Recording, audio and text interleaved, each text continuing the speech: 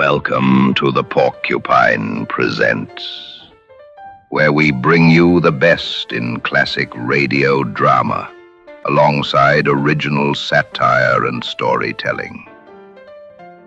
Today's case file comes from the long-running detective series, Yours Truly, Johnny Dollar, the man with the action-packed expense account. This episode, The Killer's List Matter, drops us into a world of danger, deception, and dollar-by-dollar sleuthing, as Johnny untangles a deadly game with a hit list at its center. It's a taut, suspenseful story that showcases why Yours Truly, Johnny Dollar, remains one of the most beloved detective programs of the Golden Age. Stick around after the episode for some trivia on the real-life inspirations behind Johnny's expense account, the rotating roster of actors who played him, and how this show reinvented the radio detective genre in the 1950s. Now, let's crack open the case of The Killer's List Matter. From Hollywood, it's time now for Johnny Dollar. Pat Cummings, Inter-Allied Life. Hi, Pat. What's new with you? Johnny, ever hear of Everett Benton? No, I'm afraid not. Investment firm down in New York. Real estate, oil, mining, this and that. What about him? We're carrying a $100,000 life policy on him. So? So last night he fell out of a 14-story window. Oh, that's too bad. Accident, Pat, or was it suicide? Maybe neither. I think he got pushed. I'll be right over.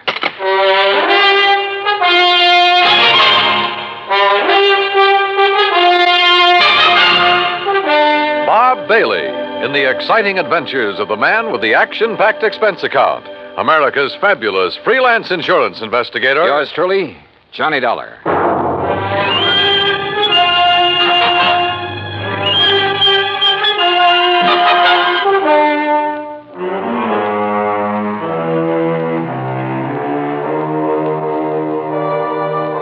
Expense account submitted by Special Investigator Johnny Dollar to the Inter-Allied Life Insurance Company, Hartford, Connecticut. Following is an account of expenses incurred during my investigation of the Killer's List matter.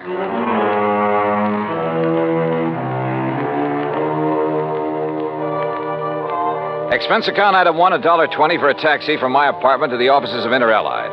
Pat Cummings looked worried and got straight to the point. I don't know, Johnny. Maybe Benton wasn't pushed out that window. But there's something about this deal that just doesn't smell right to me. What can you tell me about this man, Benton? Everett Benton, 45 years old, doing very well in business, so far as we know. Last night about 10 o'clock, he fell or jumped or was pushed out of his office window. This policy on him, who's the beneficiary? His wife, Claire. What's she like? About 12 years younger. Redhead. I see. Yeah. Well, what do you think? I think I better have a talk with Mrs. Benton. Item 2, $14.40, transportation and incidentals to New York City. The Benton's apartment was on East 67th, very fashionable, very expensive. And Claire Benton looked right at home in her surroundings. Do you mind if I fix us a drink, Mr. Dollar? Not at all, Mrs. Benton. It's been a pretty wearing day. I imagine it has. Police, questions, reporters. You Yeah, know. I'm sorry to be throwing more questions at you at a time like this. I'm used to it by now. Here's your drink. Thanks. Cheers. Yeah, cheers. You know, you certainly seem to be bearing up very well.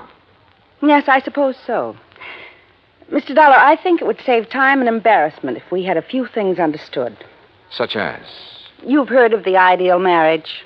Well, Everett's and mine was not it. Oh. Naturally, I'm very sorry he did what he did, but... Well, we weren't exactly happy together. I take it you think he committed suicide, Mrs. Benton. Is there any doubt about that? Apparently not in your mind. None at all. If it was suicide, why did he do it? I wouldn't know. Everett hadn't confided in me for some time. We haven't been very close recently.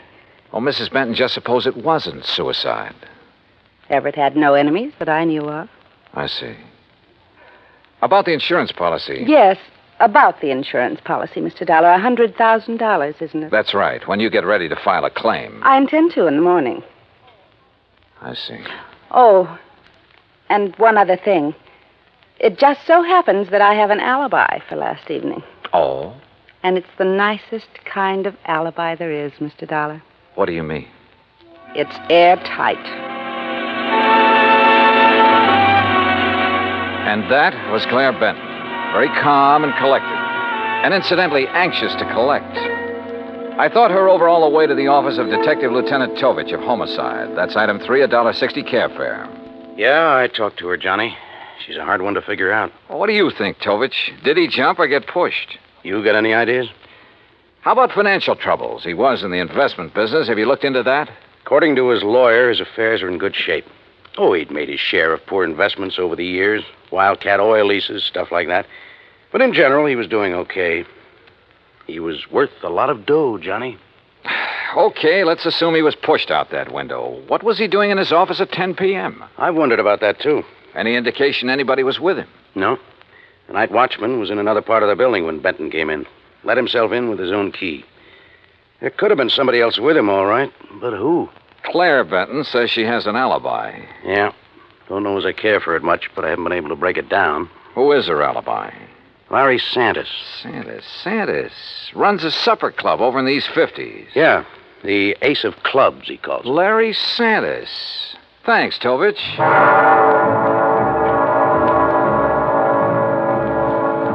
So I went calling again, but this time it was different from my visit to Claire Benton. In the first place, Santis didn't offer me a drink, and in the second place, he wasn't very friendly. Look, Dal, I already told the cops that Claire was here in the club last evening. All evening? Until midnight. Out in the bar? Most of the time. What difference does it make? How about the rest of the time? We were talking here in my office. Just the two of you? Just the two of us. Now, look, Dal, What it boils down to is you've each got alibis for one another, huh? That's right.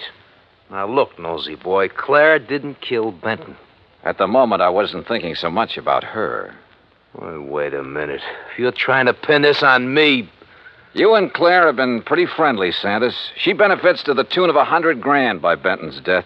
Look, Dollar, you're blowing smoke in the wrong direction. I like the arrangement the way it was. Why should I try to change it? Well, that's a good question. So just let it drop. You get me? You got nothing to worry about, Santis. If you've got nothing to hide. I don't want this kind of publicity. It's bad for my business. You know what's wrong with you, Dollar? You got nose trouble. Yeah, occupational disease. You better just get over it. Sometimes it turns out to be fatal. Act 2 of yours truly, Johnny Dollar, in a moment. And now, Act 2 of yours truly, Johnny Dollar, and the Killer's List Matter.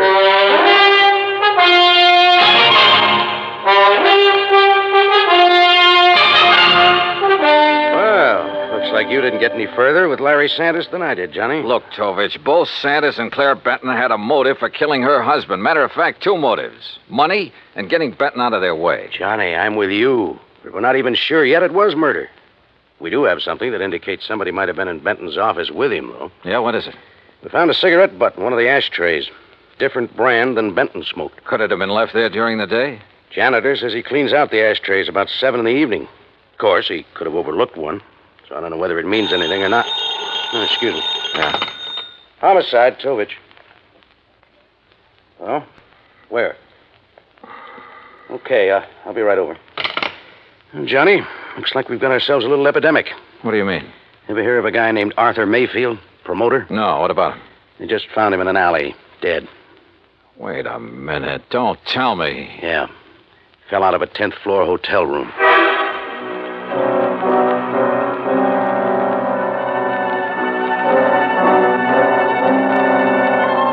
Lieutenant Tovich and I went over to the West Side Hotel where Mayfield's body had been discovered. There was nothing in his room to indicate anyone had been there with him. As a matter of fact, there was nothing period. Item 4, $1.80 cab fare to Claire Benton's apartment. Mr. Dollar, I really don't see the point of this. I've told you twice that I did not know this Arthur Mayfield. Did you ever hear your husband mention his name? I've never heard the name until now. From you. Mrs. Benton, mind telling me where you were last night around midnight? I take it that's when Mayfield died. Approximately. I suppose you have an alibi. You suppose correctly. You know something? I wouldn't be at all surprised if you were about to tell me you were with Larry Santis again. You know something, Mr. Dollar? That's exactly where I was last night. I know, Tovich. I know it could be just a coincidence that two guys fall or jump or get shoved out of windows within 24 hours, but I got a hunch there's some kind of connection between them. Could be, Johnny, but so far we haven't been able to find it. Well, how about their past? The armed forces, maybe? I've already checked that out. The answer's no. Could they have been involved in any sort of business deal? I asked Benton's attorney about that. He's checking through all of his papers. He's promised to call me. And you haven't been able to find any organization they both belong to, any situation in which they could have been thrown together? Not so far. Unless they served on a jury together, something like that. Well, don't laugh. That could be it. And they might have convicted somebody who took this way of getting revenge. Yeah, I'll check it out and call you if we find a connection. But don't count on it, Johnny. Don't count on anything.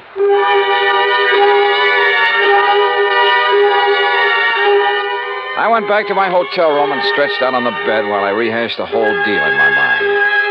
I thought about Claire Benton and Larry Santis. I didn't trust either of them. But as Tovich had pointed out, it was another thing to prove it. Okay, coming. Yeah, Mr. Dollar, that's right. you're investigating the murders of Benton and Mayfield? Well, I don't think they've been officially described as murders. No, but they are, Mr. Dollar. I'm certain of it. Who are you? My name is Alvin Whiting. I have some information that may be of value to you. May I come in? Come in. Thank you. If you don't mind, I'd like to look out the window a minute. You're being followed? I don't know, but it wouldn't surprise me. What is this information you have, Mr. Whiting? A couple of years ago, 3 men got together and bought an oil lease from a man named Tom Nolan. Did you ever hear of him? No. Well, he was a very eccentric man, hot-tempered, violent. He needed the money badly, so he sold the lease, which then was little better than worthless. Benton and Mayfield were in that deal together. I see.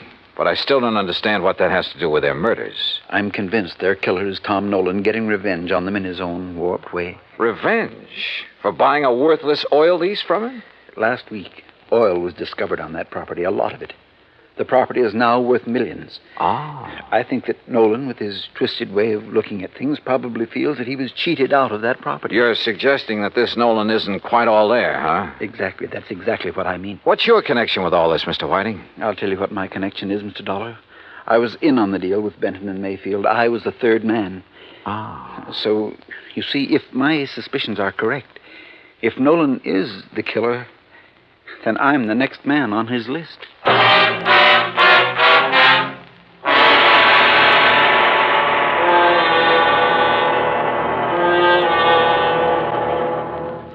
Act 3 of yours truly, Johnny Dollar, in a moment. And now, Act 3 of yours truly, Johnny Dollar, and the Killer's List matter. I took Alvin Whiting down to Lieutenant Tovich's office, and he told his story again. I could see that Tovich felt the same way I did, that at last we were getting someplace. Matter of fact, Johnny, I was about to call you. Benton's lawyer just turned up the lease agreement linking Benton, Mayfield, and Mr. Whiting here. Question is, where's Tom Nolan? I don't think I'll draw an easy breath until he's been found and arrested. We have a bulletin out on him, Mr. Whiting. One thing we found out, about a year ago, he served time for assault and battery. Oh? Mr. Whiting, I'd suggest you take every precaution until we pick up Nolan. Don't worry, Lieutenant. I propose to remain in my apartment until you apprehend him. I'll post a man in the building to look after you. Thank you, sir. Homicide, Tovich. Oh, what's the address? Right. Thank you. We've located the little hotel where Nolan's been staying. Come on, Johnny.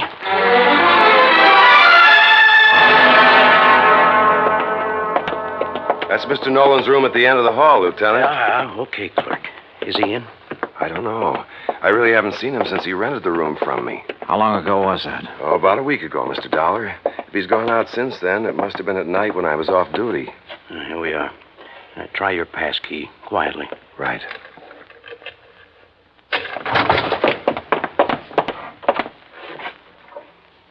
Well, gone. Bag and baggage. Yeah. Room's been used recently, though. Hey, in this ashtray, cigarette butt. Same brand we found in Benton's office. Doesn't prove anything, but it might tie in. Yeah, Tom Nolan could be our boy, but where is he? You say he rented the room from you, clerk. What did he look like? Oh, middle-aged, as I remember, bushy hair, sort of a wild look to him. Fits the general description Alvin Whiting furnished us. And the mugshot I pulled out of the files. Well, all we can do now is rig a stake out for him here, and then wait. Lieutenant Tovich posted a couple of men in Nolan's room, and we went back to headquarters. While he was getting out another bulletin, I went through Nolan's record. Assault and battery, resisting arrest. There was no doubt he was a violent sort of guy. And with the indication Whiting had given us that Nolan was a little unbalanced, the weird revenge motive might fit. Then something in the records caught my eye. I went back to the office of Larry Santis at his supper club. Oh, look, Dal, I told you the last time you were here. Now, I got a few things to tell you, Santis. The two murder victims, Mayfield and Benton, went in on a business deal with a man named Alvin Whiting. All right, so what? They bought an oil lease from Tom Nolan. All of a sudden last week, that lease got real valuable. Alvin Whiting figures that Nolan's the killer. Says he's not all there, and he was trying to get his own strange kind of revenge. Look, Dollar, what's all this got to do with me? That's what I want you to tell me. Look, I don't know anything about any of them. Last year, Nolan was arrested for assault and battery. According to the police records, the man who put up bail for him was you. Okay, so I put up bail for him. Look, Tom Nolan's my uncle, Dollar. Sure, he's offbeat, but he's harmless. Assault and battery? Harmless? So he beat up a guy. That doesn't mean he'd kill anybody. How'd he get mixed up with Benton, Mayfield, and Whiting? Well, he was broke. I asked Benton's wife to get her husband and the others interested in buying Tom's lease to get him some dough. I didn't know the lease would turn out to be valuable. After Nolan got out of jail, he left town, moved to Coopersville. That's upstate. Yeah? Well, he's had a room right here in the city for the last week. I didn't know that. Believe me, I didn't. Look, I haven't heard from him for 6 months. That's the truth. Dollar, I've told you all I know. I still didn't trust Santis, but decided to follow up the lead he'd given me about Coopersville. Maybe Tom Nolan had gone back there. I called Tovich to tell him, and he had a nasty little surprise for me. Alvin Whiting had disappeared from his apartment. I didn't know whether Tom Nolan had gotten to Whiting or not, but I did know I had to find Nolan in a hurry. I hightailed it to Coopersville. It was a small town with half a dozen hotels and rooming houses. I made the rounds, flashing Nolan's picture. Finally, I struck pay dirt. Why, yes, I recognize that picture. That's Tom, all right. But he told me his last name was Niles. You say he roomed here, Mrs. Carr? Yes, kept himself mostly, but he didn't make no trouble for anybody as far as I could see. Moved in here about, 6 months ago. Around the end of September it was. And then last week he left us. Sure, he probably found out they'd struck oil and moved into the city. You don't understand, Mr. Dollar. When I say he left us, I mean that last week Tom Niles died. And there I was. But all of a sudden, the deal started adding up in my mind. It was after dark when I got to the graveyard, and my flashlight picked out the simple headstone. Tom Niles. Yeah, Tom Nolan.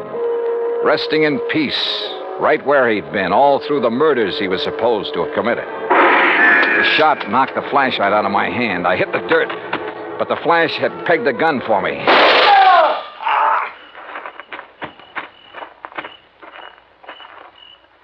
Well, Alvin Whiting. Oh, Dollar, my arm. Oh, don't worry. I'll get you a doctor, Whiting. I want you to be in good shape to stand trial. How'd you work it? Hire some drifter to rent that room back in New York under Nolan's name? Some character you picked up in the park? No, you've got to understand. I had to have the money. I was in debt. I was desperate. You almost got the money, too, didn't you? Yeah, it almost worked. You rigged the story that Nolan was the killer, that you were on his list of victims. That way you end up in sole possession of the oil lease. If I'd only known he was... Yeah. Never try to frame a guy who's already dead.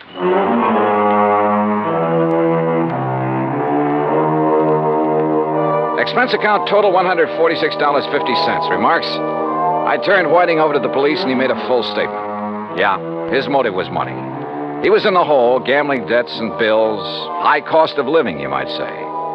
But I guess he knows now it's still a real bargain compared to the high cost of dying. Yours truly, Johnny Dollar.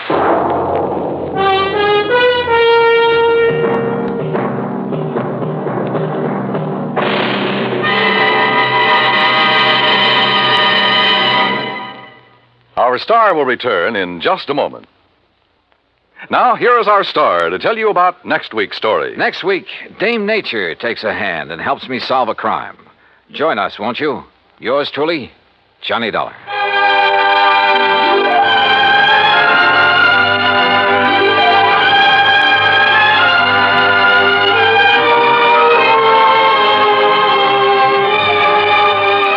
Yours truly, Johnny Dollar, starring Bob Bailey, originates in Hollywood and is produced and directed by Jack Johnstone.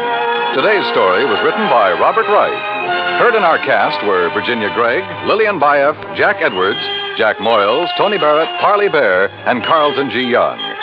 Be sure to join us next week, same time and station, for another exciting story of yours truly, Johnny Dollar. This is Dan Cumberly speaking.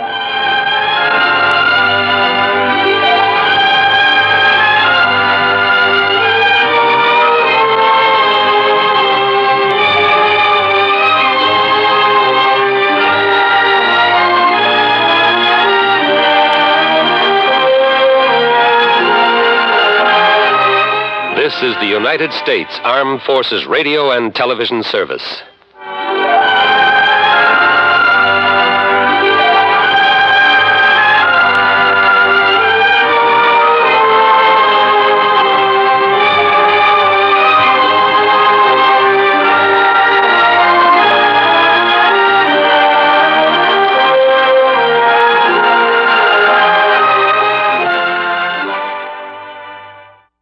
That was The Killer's List matter from yours truly, Johnny Dollar. A perfect example of how the series combined noir grit with a unique format. Johnny's trademark expense account narration wasn't just a gimmick. It gave listeners a clever framing device that made the story feel like a real investigative report. The show debuted in 1949. But it really hit its stride in the mid-1950s when it shifted to 5 15-minute episodes a week, creating a serialized format that kept audiences hooked day after day. Bob Bailey, often considered the definitive Johnny Dollar, brought a grounded charm and a touch of world weariness that set him apart from other radio gumshoes. Fun fact. In an age when most radio detectives kept their feelings close to the vest, Johnny often let listeners in on his doubts and moral conflicts, which made the cases feel more personal. The Killer's List is a great example, balancing suspense with moments of humanity that gave the series real staying power. If you enjoyed this episode, please like, subscribe, and leave a review or comment. It really does help the show reach more people.